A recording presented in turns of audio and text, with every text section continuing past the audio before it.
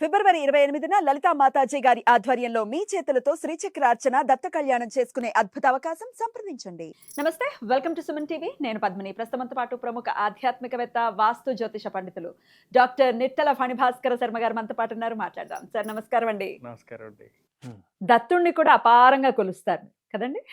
చాలా చాలా ఇష్టం మీకు. నేను చూస్తూ ఉంటాను కదా, అటు కురవపురం వెళ్ళినప్పుడు కానీ, గానగాపురం వెళ్ళినప్పుడు కానీ మీ సంతోషానికి అవధులు ఉండవు. అయితే లాస్ట్ వీడియోలో మీరు చెప్పారు, దత్తమాలా మంత్రం ఎవరైతే చదువుతారో ఖచ్చితంగా సాక్షాత్కరించి తీరుతాడు దత్తుడు అని అంటున్నారు. ఏమిటి అంత కాన్ఫిడెంట్ గా చెప్తున్నారు? ఏమిటి దత్తమాలా మంత్రంకున్న వైభవం? దత్తమాల మంత్రము అన్న పేరులోనే ఉన్నది. దత్తుడి యొక్క మంత్రాన్ని ఒక మాల కింద వేసి మనం ధారణ చేసినట్టు. చాలా గొప్ప విశేషమైనటువంటి మాలని మనం ధారణ చేసినట్టే. మీరు పిఠాపురం లాంటి క్షేత్రానికి వెళితే అక్కడ దత్తాత్రేయుడు స్వయంభూ దత్త క్షేత్రం, ఆయన కుకుటేశ్వర స్వామి గుడి పక్కనే ఉంటారు. అక్కడ మనకి గోడ మీద కనబడి ఉంటుంది దత్తమాలా మంత్రము. ఈ మంత్రం అక్కడ గోడ మీద రాసి ఉంటుంది. అక్కడికి వచ్చినటువంటి వారిని కూర్చోబెట్టి దత్తమాలా మంత్రం చదువుకోండమ్మా 21 సార్లు రోజు, చాలా మంచిది అని చెప్పి చెప్తూ ఉంటారు.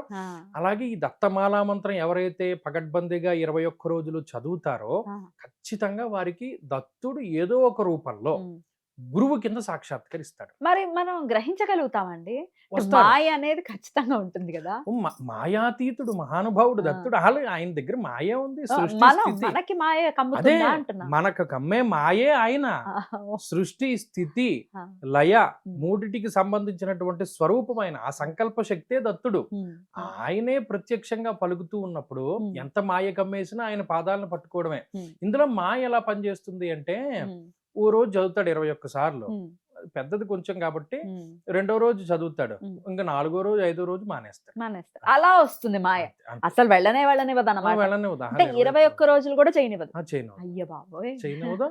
ఆ చదువుతున్న 21 సార్లు కూడా చాలా రకరకాల అవరోధాలు అవి ఏర్పడుతూ ఉంటాయి. అవునా? చాలా కష్టం అండి. అయినప్పటికీ పట్టుకున్నామే అనుకోండి, పట్టుకుంటే దొరుకుతాడు. విష్ణు శర్మ పట్టుకున్నప్పుడు దొరకలేదు.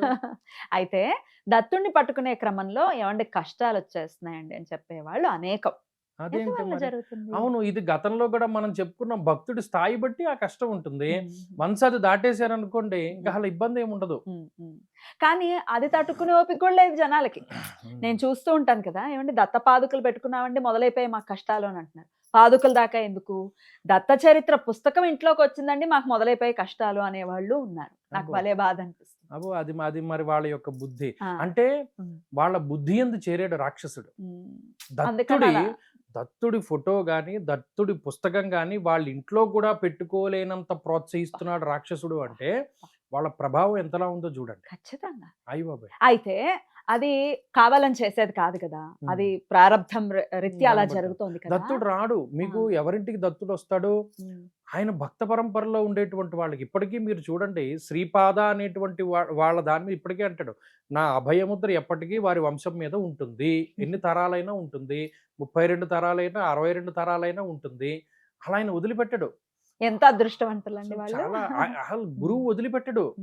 మీకు అదే చెప్తున్నాను, మనం శరీరాన్ని వదిలిపెట్టేసి ఇంకో శరీరంలోకి వెళ్ళిపోయినా ఈ మధ్యలో కూడా వెనకాల ఉంటాడు.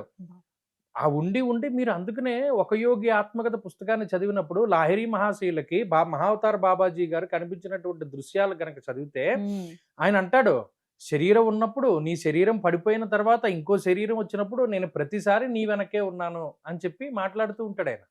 మరి అలా అసలు గురువు వదలడు. అయితే సామాన్యులు, చాలా సామాన్యులం అండి మేము. అసలే భయంకరమైన కష్టాల్లో ఉన్నాము, స్వామిని నమ్ముకుందాం అనుకున్నప్పుడు ఇంకాస్త కష్టపెడుతుంటే భయంగా ఉంది, జీవితం మీదే భయంగా ఉంది. ఎలా పట్టుకోవాలి? ఆయన ఎంతైనా కష్టపెట్టనియండి, ఆయన పాదాలని మేము వదలం. ఎలా పట్టుకోవాలి ఆయన? ఇట్లా స్థిరంగా ఎలా ఉండాలి చెప్పండి. ఇప్పుడు మన మొత్తం అన్ని దేవతా స్వరూపాల్లో స్మరణ మాత్ర సంతుష్టాయ అని చెప్పింది దత్తుడికే. ఇంకా స్మరణతోటే సంతుష్టుడు అయిపోయేటువంటి దత్తుడిని ఇంకా మనం అలా పట్టుకోవడం ఏముంది? ఆయన నామస్మరణ అంతే. దిగంబర దిగంబర శ్రీపాద వల్లభ దిగంబర, బ్రహ్మ విష్ణు మహేశ్వర శ్రీపాద వల్లభ దిగంబర.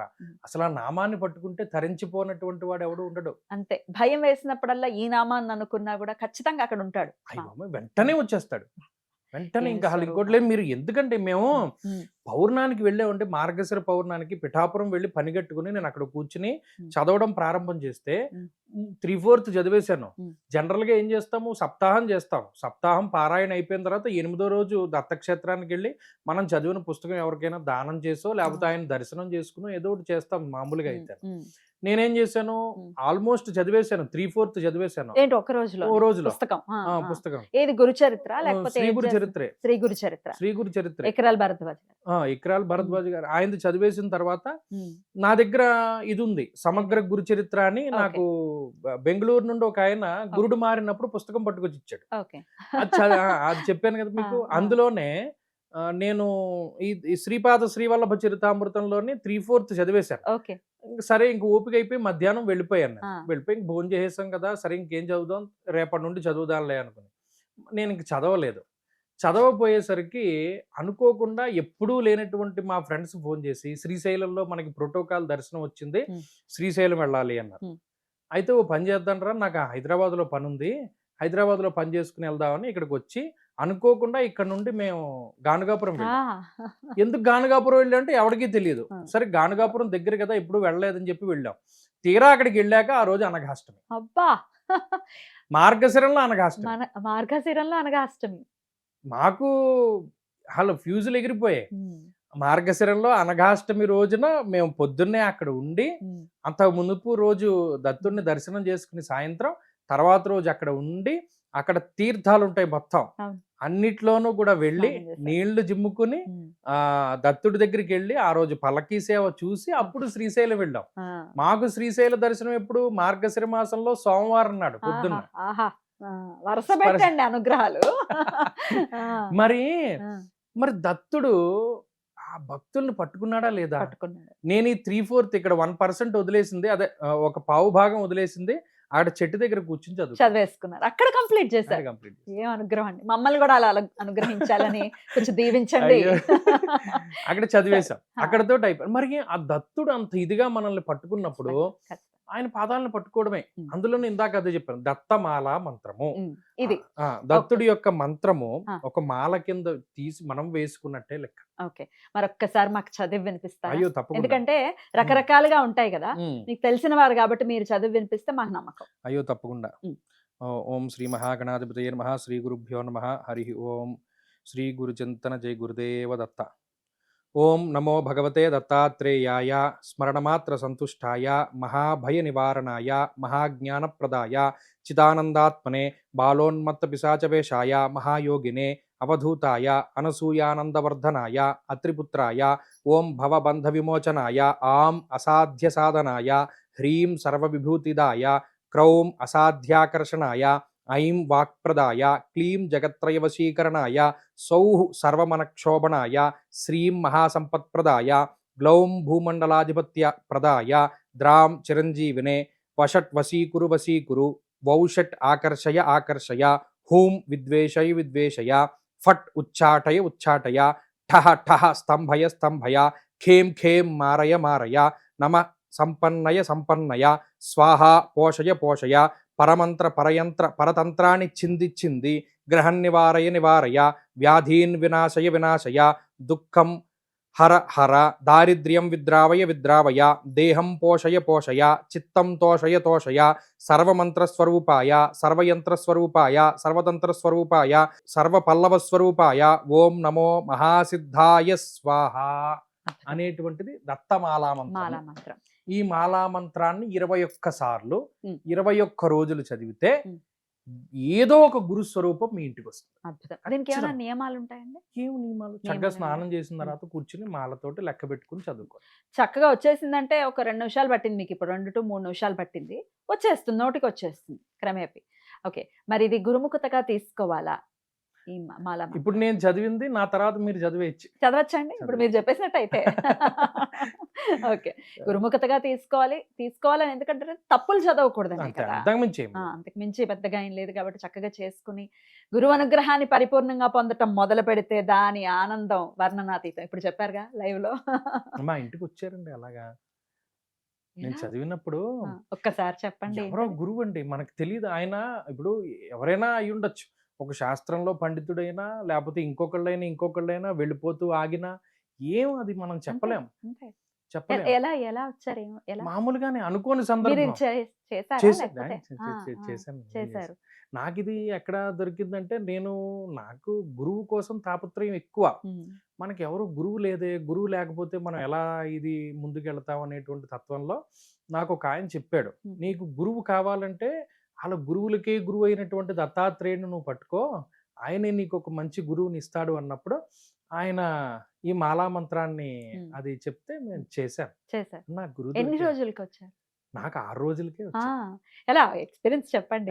మేము తెలుసు ఆనందపడతాం. అయ్యో! ఆ, లేదండి. అదే మామూలుగా అనుకోకుండా ఉన్నప్పుడు ఆ, మేమేం చేసామంటేనండి, నాకు ఈ వాస్తు నేర్చుకోవాలనేటువంటి కోరిక కదా! ఉమ్, ఉమ్, ఆ వాస్తు నేర్చుకోవాలనేటువంటి సంకల్పంతో ప్రతి ఒక్కరిని వెళ్లి అడిగేవాడిని. ఇప్పుడు కాదైతే ఇది ఇప్పుడు ఎప్పుడో మాట. చాలా ఆ, విషయం. ఆ, ఆ. అడిగితే అప్పుడు ఎవరు చెప్పేవారు కాదు. అప్పుడు నేనేం చేశాను, సుందరకాండ పారాయణ చేశాను. సుందరకాండ పారాయణ చేస్తూ చివరి రోజు ఇంక ఏడుపొచ్చేసింది నాకు. పడుకుండిపోయాను. ఎందుకంటే నాకెవడు విద్య చెప్పేవాడు దొరకట్లేదు. అంతా కమర్షియల్‌గా ఉన్నారు. నాకు ఆ కమర్షియల్ వాస్తు కాదు. నాకు శాస్త్రీయతమైనటువంటి వాస్తు కావాలి. మరి ఆంజనేయ స్వామికి ఎంత శక్తి ఉంది?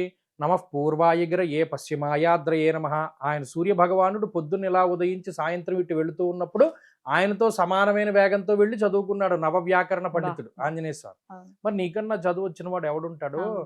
నాకు నువ్వే చదువు చెప్పాలి అని చెప్పి నేను ఆయన పాదాలు పట్టుకున్నా. సుందరకాండని పారాయణ. సుందరకాండ. ఇది ఎలా వచ్చింది ఈ తలంపు? ఇది చెయ్యాలి అని చెప్పి? ఏమో అలా ఆయన జస్ట్ అంతే. భగవదనుగ్రహం. ఆ! చేసిన తర్వాత మీరు చెప్తే నమ్మరు. ఉమ్, జంగారెడ్డిగూడెంలో మద్దాంజనేయ స్వామి గుడి ఉంది. ఉమ్, మేము అక్కడికి వెళ్ళాం. అనుకోకుండా వెళ్ళినప్పుడు ఆ లోపులోనే ఇది కూడా చేస్తూ ఉమ్, దత్తమంత్రం ఇవన్నీ కూడా జనరల్‌గా ఉమ్, చేస్తూ ఉన్నప్పుడు అనుకోకుండా నాకు ఒక గురువు. అసలు ఆయన ఎవరికీ చదువు చెప్పరు 90%. ఎందుకంటే ఆయనకి విపరీతమైన కోపం ఉంటుంది అని చెప్పి నాకు భయపడతారు. నన్ను తీసుకెళ్ళేటువంటి ఆయన చెప్పాడు. ఆ, ఆయన విపరీతమైన ఆంజనేయ స్వామి భక్తుడు. ఆయన చేతి మీద ఇంత ఆంజనేయ స్వామి పచ్చబొట్టు ఉంటుంది. ఆ, పరమంత్ర నిరాకర్త పరయంత్ర ప్రభేదక. అంటే ఇంకా ఆయన ఆంజనేయ స్వామి వినా ఇంకొక దేవుడికి దండం పెట్టడు. ఆయన ఇక్కడ ఇంత బొట్టు పెట్టుకుంటాడు, ఆంజనేయ స్వామి బొట్టు. నేను మధ్య ఆంజనేయ స్వామి గుడికి వెళ్ళాను, నేను పెట్టుకున్నాను. నన్ను చూడగానే ఆయనకి ఎందుకో చెప్తానని అనిపించింది. ప్రసన్నం అయిపోయారు ఆయన. ఆ, చెప్పారు. ఆయనే నాకు ఇల్లు ఇచ్చి ఉమ్. ఆయన ఇంట్లోనే నాకు వాస్తు చెప్పి ఆయనే గర్భం ఎలా కట్టాలి, దండ్రుణాలు ఎలా కట్టాలి ఇవన్నీ కూడా నాకు ఆయనే. అయ్య బాబోయ్! ఎన్నాళ్ళు పట్టింది అలా? ఎన్నాళ్ళు నేను నేర్చుకున్నారు? సంవత్సరం నేర్చుకున్నాను. సంవత్సరం ఆయన దగ్గరే ఉండి నేర్చుకున్నారు. నేర్చుకున్నాను. అద్భుతం. అట్లా మంత్రం ఒక గురువు మీ ఇంటికి రావటం కానీ, గురువుని మీకు అందించటం ఆ, కానీ. ఏమండి? ఏదైనాను రెండు ఒకటే కదంటే. గురువు లేకపోతే విద్య ఎక్కడది? ఖచ్చితంగా. మనం అసలు ఏం చేయలేం. ఉమ్, మీకు నీళ్లు ఒక బకెట్ నీళ్లు వంపేశారు అనుకోండి, ఉమ్, చల్లాచెదరైపోతాయి. ఉమ్. అలా కాకుండా ఏదైనా ఒక ఇలాగ గీసి దాంట్లో వంపారు అనుకోండి, అవి క్రమంగా పకడ్బందీగా వెళ్తాయి. వెళతాయి. అవును అవును. మరి ఉమ్. అప్పుడు ఆ శక్తి ఉపయోగపడుతుంది కదా. ఉమ్, ఉమ్. అలాగే ఒక గురువు ఉంటే దారి చేస్తాడు ఆయన. అద్భుతం. ఆ దారి లేకపోతే మన గుడ్డితనంలో ఎటు వెళ్ళిపోతాం. అంతే అంతే. అద్భుతం అండి. మాలా మంత్రాన్ని చదివి కూడా వినిపించారు. ఖచ్చితంగా ఇది ఉపయోగపడుతుంది. ఆడవాళ్ళు కూడా చేయొచ్చండి మంత్రం? చక్కగా చేసుకోవచ్చు. మాలా మంత్రం. ఉమ్, కాకపోతే అడ్డొచ్చినప్పుడు మానేయాలి అంతే. అడ్డు రాకుండా మీకు ప్లాన్ అందులో చేసుకోవాలి. విఠల విఠల అనే మంత్రాలు ఠా పలికినప్పుడు అది లోపలికి చాలా బలంగా వెళ్తుంది. అందుకని గురువుని అడిగి అప్పుడు ఆడవారు ముందుకు వెళ్ళడం శ్రేష్టం. శ్రేష్ఠ. అద్భుతం అండి. చాలా చాలా అద్భుతంగా వివరించారు. నమస్కారం అండి.